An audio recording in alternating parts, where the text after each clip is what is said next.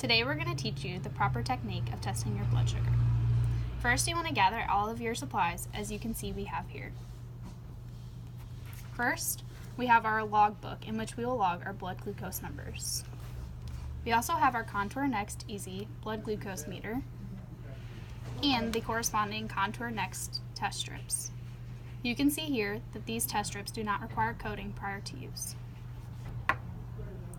Here we have our lancing device and our lancets for the needle you will use to prick your finger.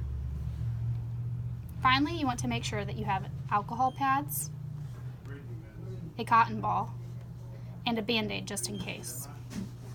We will start by cleaning the finger we are going to test with to decrease the risk of infection. This action also will remove any sugar particles that we may have on our fingers, which could alter the test results. Today we will be using an alcohol swab in this video. However, if you do not have access to an alcohol swab, you may also wash your hands prior to testing. It's important to make sure the finger is completely dry before lancing.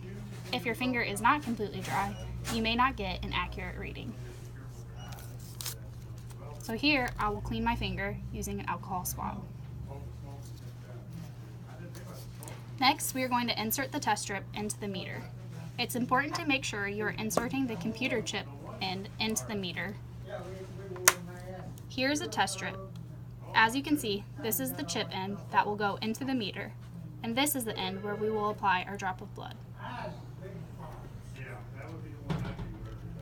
After inserting the test strip into the meter, it will notify us that it is ready for a drop of blood.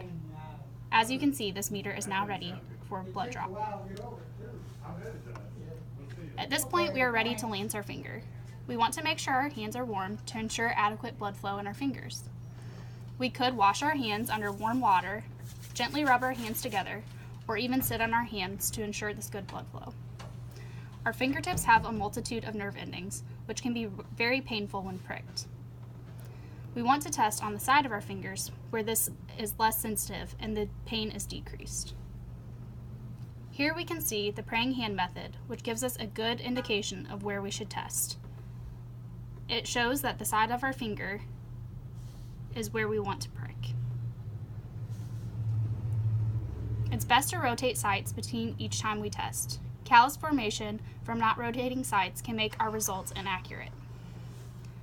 After you prick your finger, you'll want to gently squeeze the finger to develop a droplet of blood. We do not want to pinch our finger because we may close the hole that we have just created.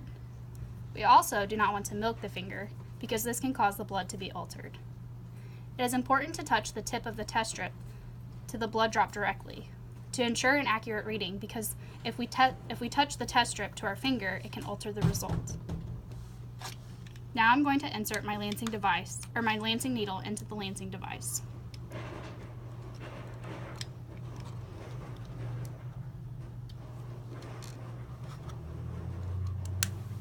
I have replaced the cap and am now ready to test. You want to press the lancing device firmly up against the finger and press the release button. Here I am gently pressing to get my droplet of blood.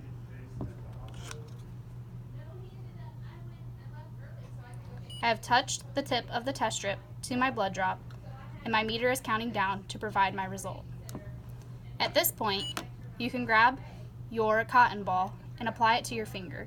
We want to do this to decrease the risk of spreading blood-borne illnesses. So some meters may count down before showing the results, and others may just pop up with a reading within a few seconds. After the meter has displayed the results, some patients prefer to log in this logbook that we mentioned earlier. Most meters nowadays have an internal memory that will record these numbers so that you can reference them later. This internal memory can be uploaded to a software program that health professionals can use to find trends. Thank you for watching, and you are now ready to use the appropriate method to test your blood sugar.